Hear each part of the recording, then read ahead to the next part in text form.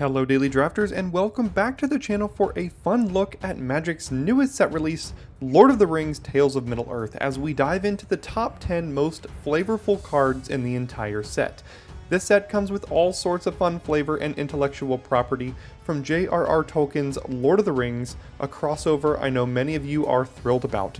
The set has recently released, and while we have an idea of the impactful cards for constructed formats, we need to find out together which cards Wizards of the Coast nailed when referencing the lore of the rings. So let's take a look.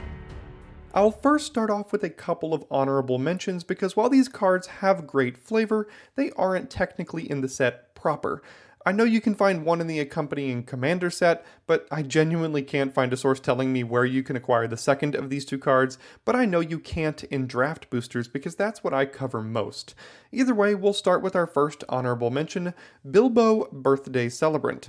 The very first paragraph of text in the first book of the series, The Fellowship of the Ring, opens with Bilbo Baggins having announced his 11st birthday party, or more simply put, his 111th birthday party.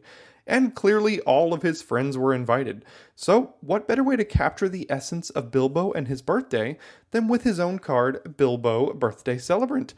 This card allows you to invite all of the creatures in your entire deck to the battlefield, but wait, clearly there has to be some sort of stipulation to have such a powerful activation, right? Well, right. You must have 111 or more life to activate this ability, the exact age that Bilbo was turning during his 11st birthday party. Bilbo! Our second honorable mention is Gollum's Scheming Guide. In Chapter 5 of The Hobbit, Bilbo finds himself trapped under the Misty Mountain where he meets Gollum, a small slimy creature as the books describe him. Gollum notices Bilbo first, and he thinks he's found himself a tasty feast. Gollum immediately asks if Bilbo would like to participate in a riddle, and Bilbo reluctantly agrees. Gollum goes on to say that if Bilbo doesn't answer correctly, Gollum gets to eat him, but if he does, he will show him the way out of the cave. Gollum's Scheming Guide is a card that, whenever he attacks, lets you look at the top two cards of your library and put them back in any order. Then you get to play a little riddle with your opponent. You choose either land or non-land, and your opponent guesses one of the two. You reveal the top card of your library, and if they're correct, you have to remove Gollum from combat. But if they're wrong, he becomes unblockable and you draw a card. A perfect recreation of the scene under the Misty Mountain. We'll now get into the top 10 most flavorful cards from the set proper, beginning with number 10, Second Breakfast. Hobbits are very hungry beings, so much so that they are characterized in the books as consuming 6 meals per day. Interestingly enough, the phrase second breakfast is never mentioned in the books, but I'm sure we all remember this scene. What about second breakfast? Don't think he knows about second breakfast, Pip. While the number 10 card on our list, Second Breakfast, doesn't technically have any mechanics that are reminiscent of what a second breakfast is, it's impossible to leave it off this list. Is there a more iconic line or scene from the movie franchise? If so, it's behind a relatively short list. In the number 9 spot, we have Slip on the Ring. As Bilbo's 11st birthday party was nearing its end, Bilbo decided to play a prank on all of the attendees. While giving his birthday speech, Bilbo was playing with the one ring in his pocket, and when he decided to slip it on his finger, he vanished. Bilbo. In Lord of the Rings lore, whenever someone wears the ring, they shift out of the real world and into the world of the wraiths, leaving nothing but a shadow visible in their place. What better way to bring that concept to life than through the mechanics of Slip on the Ring?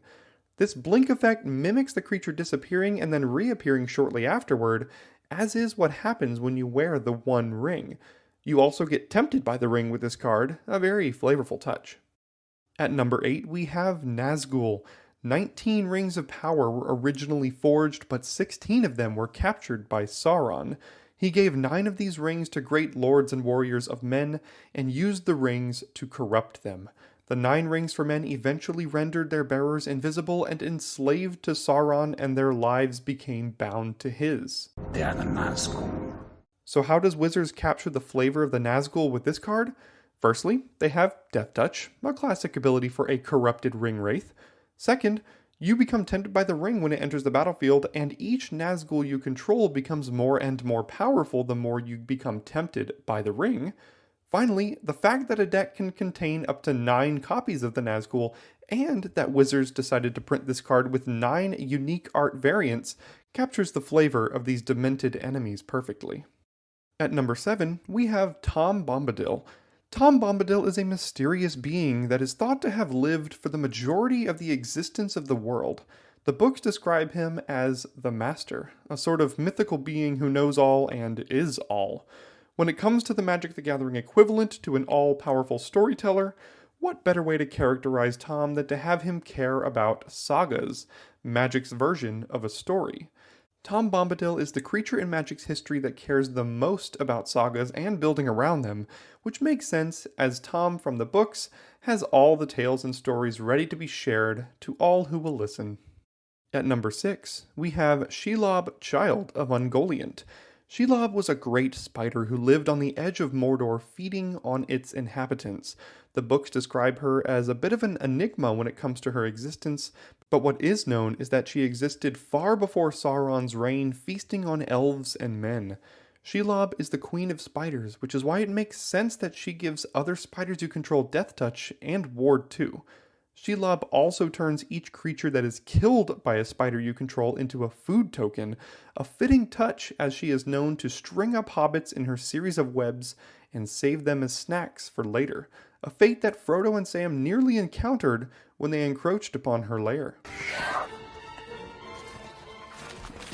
In the number 5 spot, we have The One Ring. Now, should this probably have been number 1? Yeah. Would that also have been a little bit boring and predictable? Obviously. So I went ahead and put it right in the middle at number 5, so I could highlight some of my other favorite cards ahead of it. So, the One Ring. What can be said that hasn't been already? There is simply nothing more iconic than the One Ring to rule them all when it comes to the Lord of the Rings franchise. But how does the flavor of the card stack up? Well, it has Indestructible, which, although the ring was eventually destroyed by being yeeted into a volcano, is still very flavorful. The One Ring also allows you to tap it to draw cards at the expense of taking a larger and larger amount of damage each turn, a flavorful touch as the ring is known to corrupt those who bear it. The ring also gives you protection from everything until your next turn, which is exactly how the wearers of the ring feel as they bear its burden. At number 4, we have Mithril Coat. Mithril. In the books, while traversing the river Anduin, Frodo is struck by an arrow that is thought to have killed him. However, Frodo was wearing his magical coat of mithril, a coat that is said to be impossible to damage, therefore saving his life. The magic card encapsulates this moment by giving this equipment flash, hence the surprise everyone experienced when realizing that the coat saved Frodo. The equipment itself also has Indestructible, a nice touch, and obviously the equipment provides indestructibility to its wearer as well, and overall a very flavorful card. At number 3, we have Bill Ferny, Bree Swindler. Bill Ferny is a character that shows up very briefly in the movie franchise, but has a much larger role to play in the books. He was characterized as a fellow that would sell anything to anybody and makes mischief for amusement. Ferny is also the one who sells Bill the Pony to Samwise to help the hobbits traverse Mordor. Bill's price was 12 silver pennies, 3 times the horse's value, but it was the only option the hobbits had, so they took the pony anyway. So, how does his magic card capture the essence of his personality? Well, whenever Bill becomes blocked, or in our interest of flavor, encounters someone, he has the option to create a treasure token, a very Bill Ferny thing to conjure. He also gives the opponent control of a horse you control in exchange for 3 treasure tokens, 3 times its worth. This second clause effectively never comes up in games of Magic, but its flavor is a huge win nonetheless. At number 2, we have Shadowfax, Lord of Horses. Now, many of you may not agree with my ranking of Shadowfax at number 2, but it's truly the only card in this set that made me actually laugh out loud when reading it due to its flavor alone, so here he is. Shadowfax is Gandalf's horse, and the reason Shadowfax shows up this high is not necessarily because of its mechanics, but because of its reminder text. Haste is what is referred to in Magic as an evergreen ability. It's so common that we rarely ever get to see a reminder on a card for what haste does mechanically.